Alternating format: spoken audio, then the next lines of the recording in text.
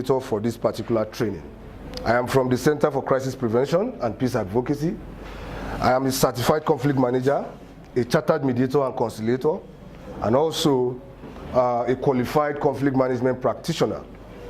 Now, looking at this particular training, this topic itself, mediation and strategic negotiation skills, I believe that it must have striking us as a very important training. That is the reason why some of us even came all the way from very long distances to attend this training. I have Mr. Anekan here. You came in all the way from Akwa Ibom, right? Good.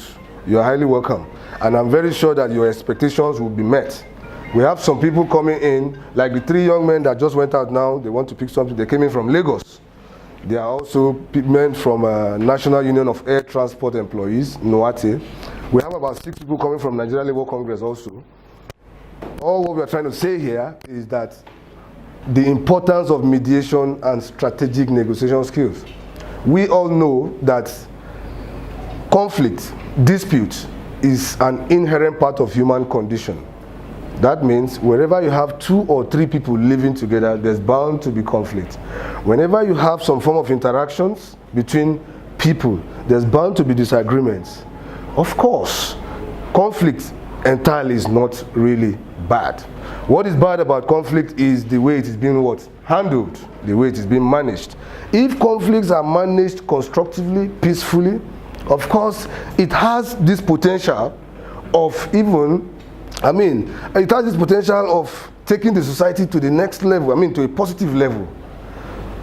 Because what we are trying to say here again is that you have 2 ways of resolving conflict. It is either you resolve conflict violently or you resolve conflict peacefully. Now, this topic, mediation and strategic negotiation, is essential for every individual. That means for every living human being. Because you're going to find yourself directly or indirectly, consciously or unconsciously, mediating and even negotiating. In fact, in our daily lives, right from the day you were born till this date, you have actually mediated and you have actually negotiated without even knowing that is exactly what you're doing. Like in the days, in fact, I just remember a case where 2 friends are actually at loggerheads, and one of them, a third party who happens to be a friend of theirs too, now decided to call them together to look for ways of making them to settle and to resolve their differences in order for them to come back as friends again. What exactly is that person doing? He's already doing what? Mediation. Negotiation is an everyday thing. We are going to look at this aspect from the fact that we will look at it gradually from the introduction, and of course, we'll try to find out what mediation itself is all about. We'll talk about benefits and uses of mediation. We'll look at codes of conduct of a mediator.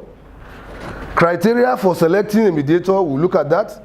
Then we'll also try to differentiate the nexus between mediation, alternative dispute resolution, arbitration, and conciliation. We'll try to find out what exactly, how they are interrelated. And stages of the mediation process, then environments that support mediation. On the last time we did this particular training, it was organized for 2 days. We decided to leave it like this so that you can know that it was organized for 2 days. But at the same time, after doing it for 2 days, we discover that it is not about the amount of talking that really matters. It is about the ability to break things down simply with very good illustrations that sends the point. Right? Because sometimes it's all about something you can actually achieve in 30 minutes. People want to make it to look like it's something you have to achieve in 2 hours. And by so doing, you extend the time, you extend the money that people are supposed to pay, and what have you. So we have done it after that in 1 day on several occasions, and everybody's expectations were fully met. And that is why we move ahead and say, okay, we're going to be doing it for a day. We'll look at negotiation, we'll define negotiation from a win-win perspective. We'll look at negotiation tactics for modern leaders in a changing Nigeria, stages of a profitable negotiation process, post-negotiation ethics for modern leaders, and of course, conclusion. Now, looking at this, I believe that every one of us that is here, we must have some form of interest in managing conflict, in resolving conflicts, and also in transforming conflict. The last training we had here was on conflict management, resolution, and transformation. Some of us that are here today were part of that training. We're going to have that training again by next week, Saturday.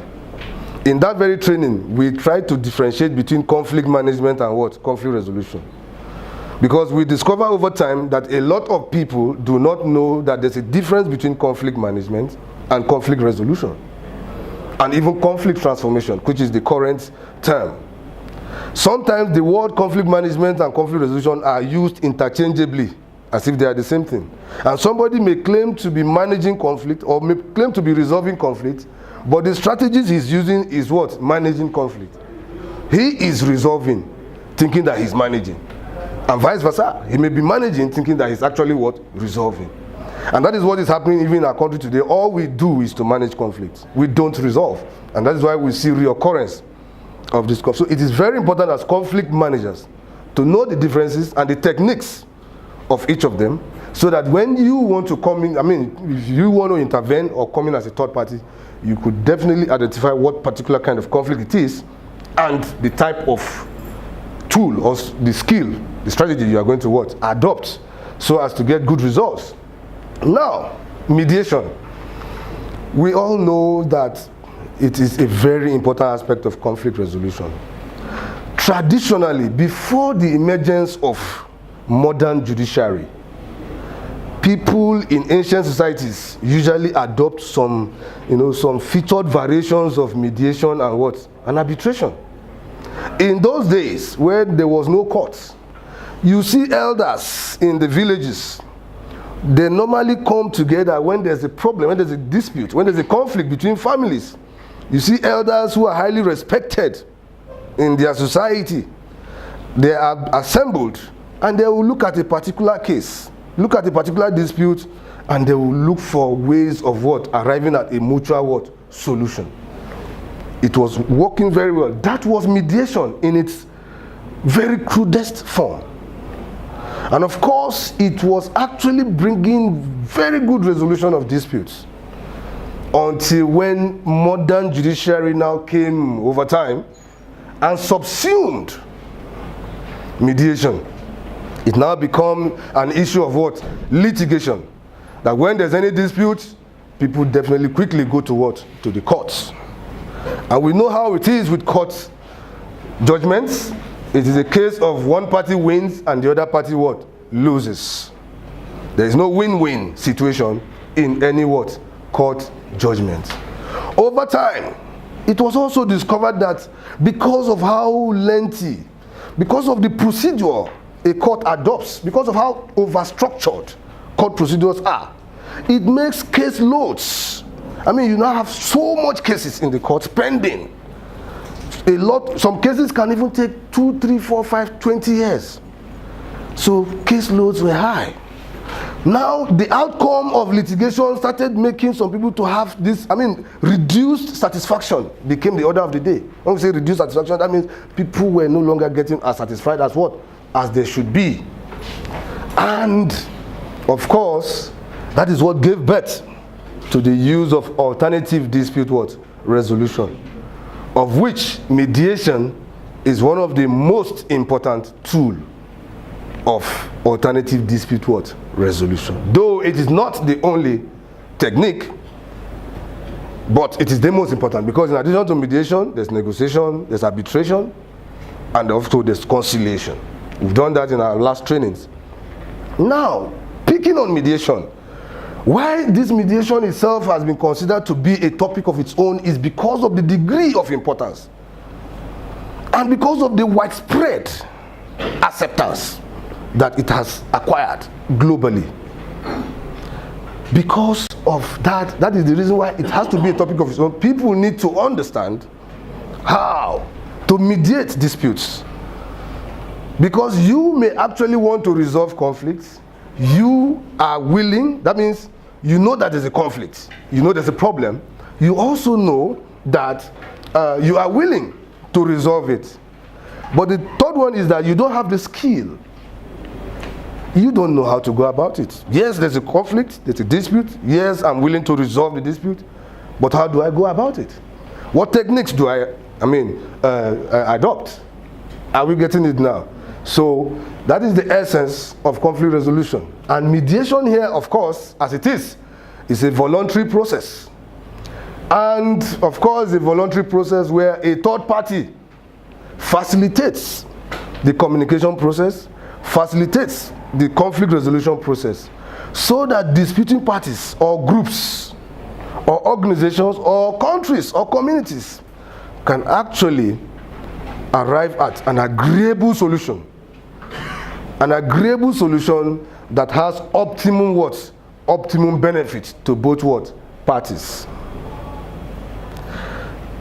In fact, despite stiff resistance to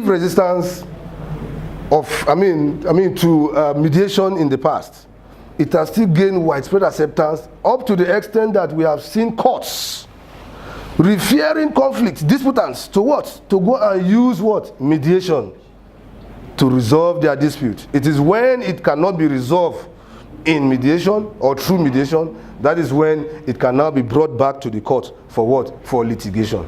So courts now are setting up alternative dispute what? Resolution what? Centers.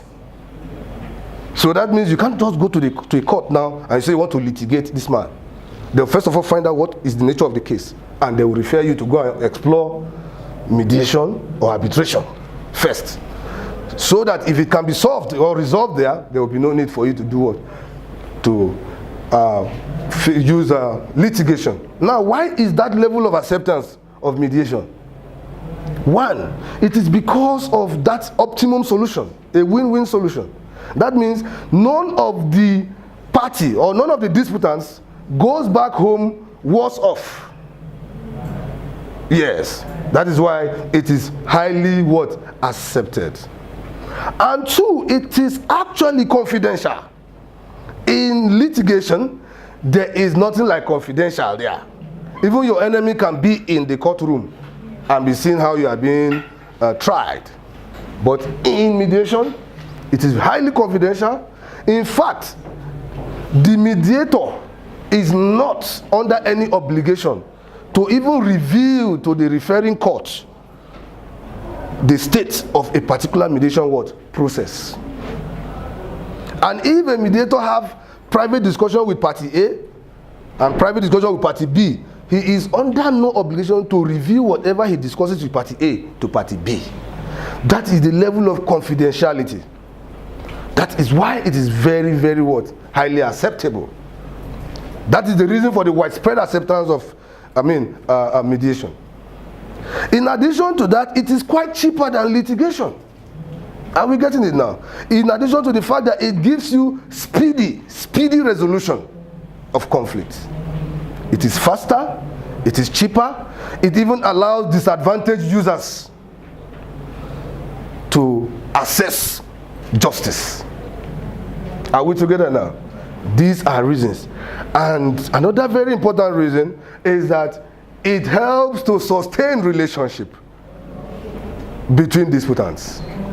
You see a situation where there's a dispute between two parties, and at the end of the day they use mediation, and there's a win-win, there's optimum solution.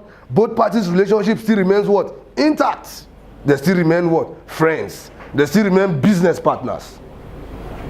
Because they mutually agreed to mutually find solution to the problem, which ended up them getting a mutual what? Solution, and there was a win-win. These are some of the reasons mediation is highly important. So mediation, of course, typically starts with an introduction, which includes, among other things, a description of the process and ground rules, which provide behavioral guidelines for the participants. Parties are then, in turn, given an opportunity to present their understanding of the conflict. After this, a list of issues is created, an agenda is all devised to guide parties through the resolution process. The mediator then helps parties negotiate solutions to the issues they have identified. As specific solutions are reached, parties are asked to confirm their what? Acceptance. In just this paragraph, it explains what mediation is all about. Yes. The parties must agree to use the tool of mediation. And of course, when they meet, there must be introduction and, opening statement. The mediator introduces himself. He gives them the, informed consent, letting them know the ground rules, first of all, and make them realize the importance of what? Mediation. And make them also realize that it is a voluntary what? Process. The moment it is not voluntary, it is no longer mediation. Are we together? And the moment parties cannot have liberty to decide the solution they want, it is no longer what? Mediation. These are the major characteristics of mediation. It is voluntary. Parties agree. The parties or the disputants define the problem, and the disputants define what? The solution. They own the problem and they own what? The solution. The mediator does not in any way have any interest in the outcome of that particular what? Mediated agreement, of that mediation process. So of course he gives them the ground rules. This is what you must do, just like as we are in this class or in this training. We have ground rules too.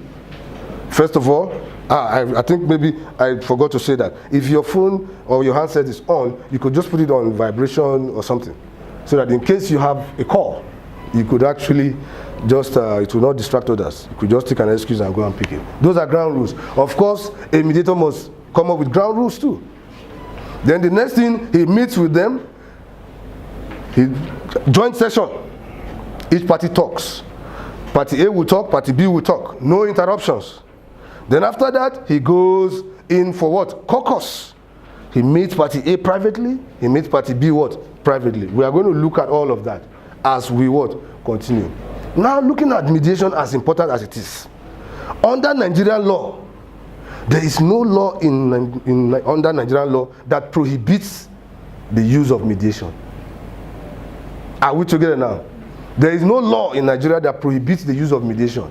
Instead, we have constitution, we have acts and laws that actually supports and encourages the use of what? Mediation to resolve what? Disputes. Though a judge cannot mediate from the bench.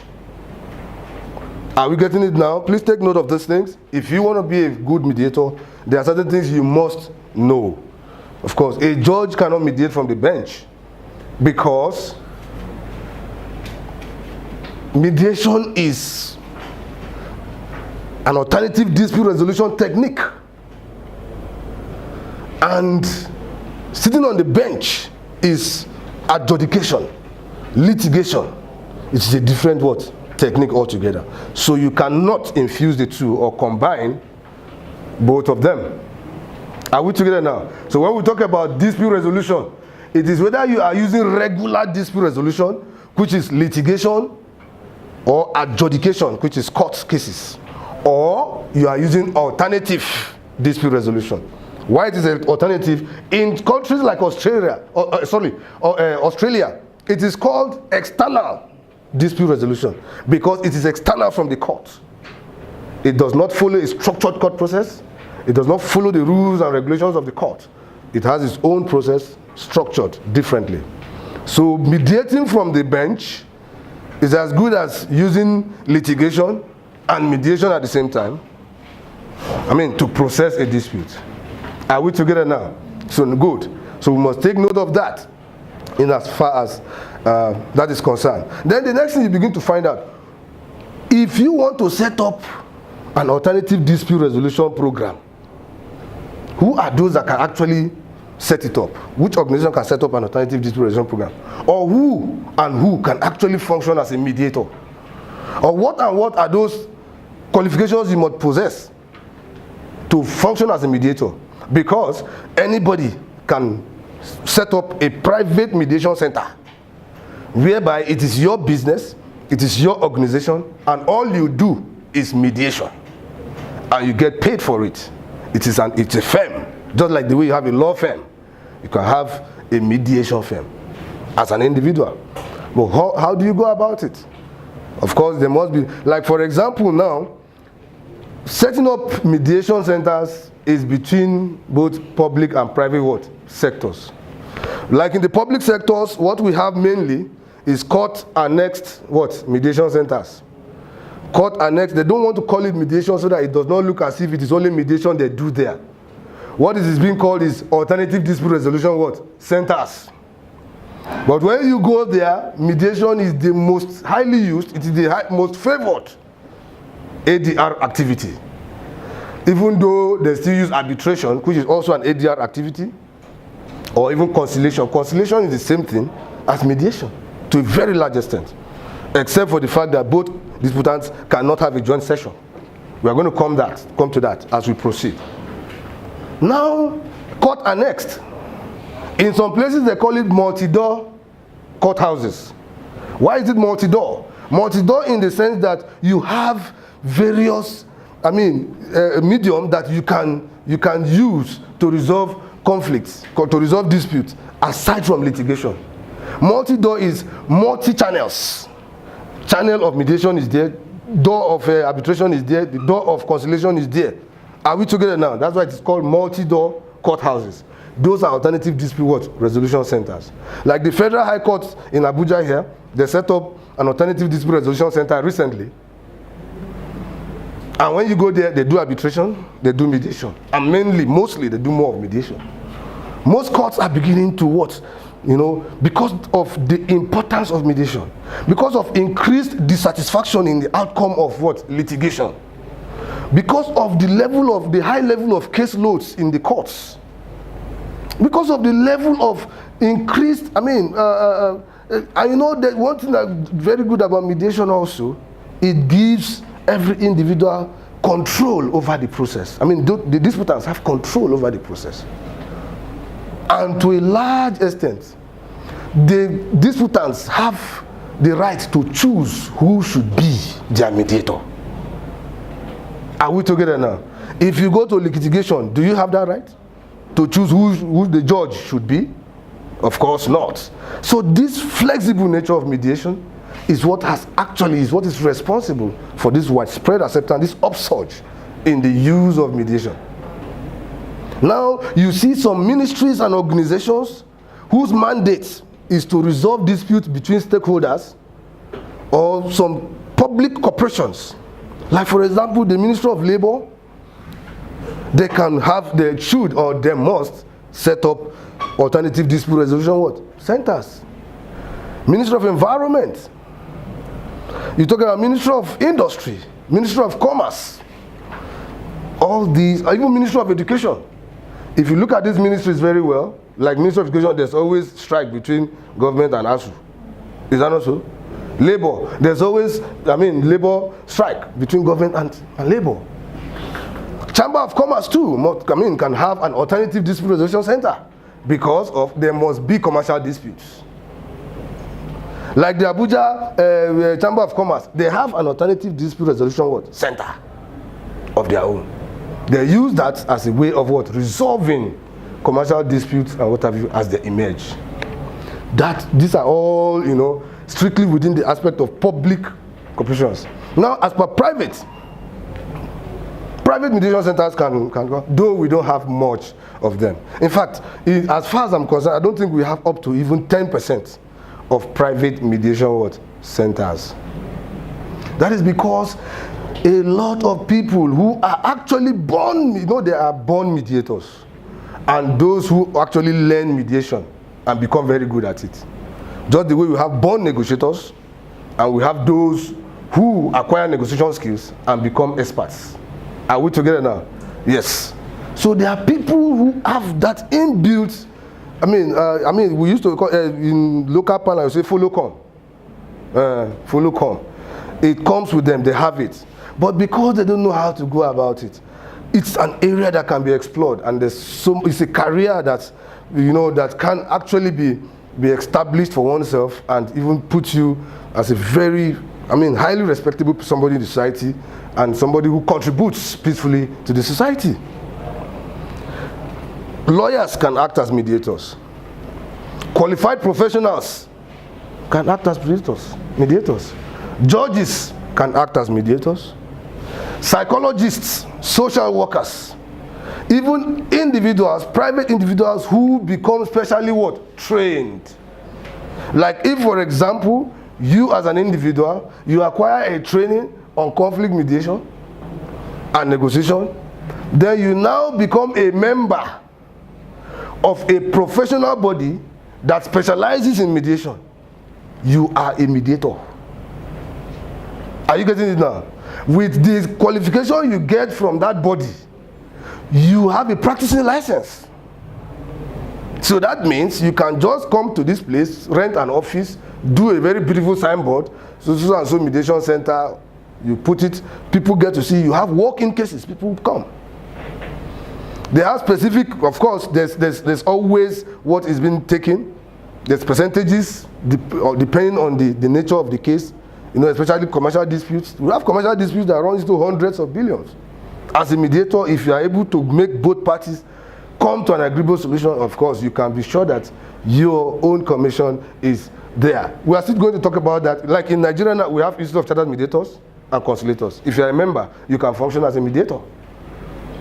Yes. If you are a member of Center for Crisis Prevention and Peace Advocacy, you can function as a what? As a mediator.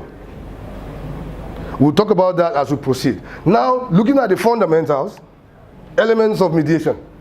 We have discussed it in the little explanation I gave. It is a voluntary what? Process.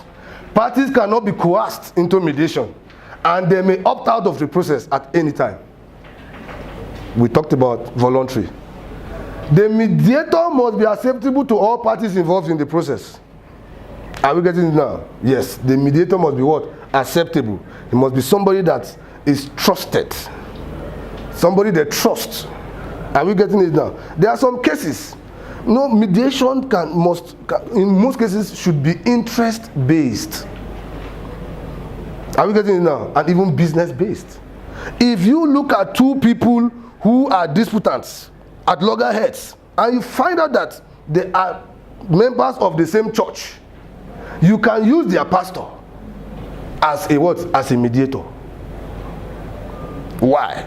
Because of that fundamental of what? Somebody must acceptable. Somebody acceptable to both parties, somebody they trust, and somebody they what? They respect. Because that is the only thing that will make the disputants calm their heads down and be willing to what? To resolve amicably. Because we have people who come for mediation, they are just coming there as antagonists.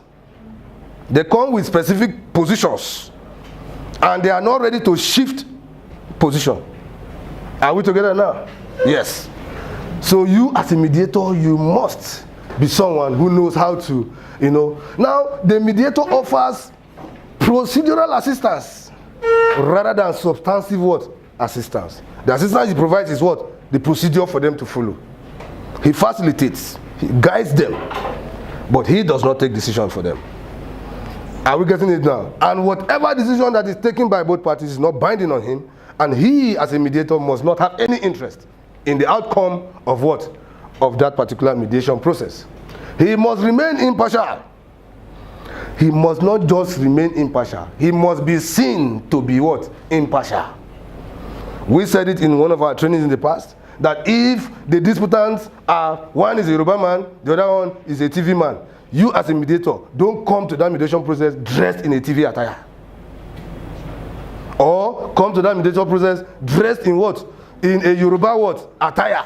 When one of the disputants is a Yoruba man, it is suggestive. Yes, of course. Suggestive.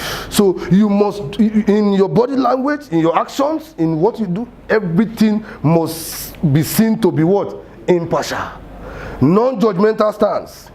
Non-partisan. And of course, even in the opening statement, you are expected to inform the disputants how you got to be contracted on the case, and how you have no ties to any of them, and how you have no interest in the output, in the solution or whatever comes out of the mediation process, and how you are actually there to make them have a win-win situation. And possibly you are also to cite some instances of mediation processes or mediations you have actually done that is similar to what you are about to do for them.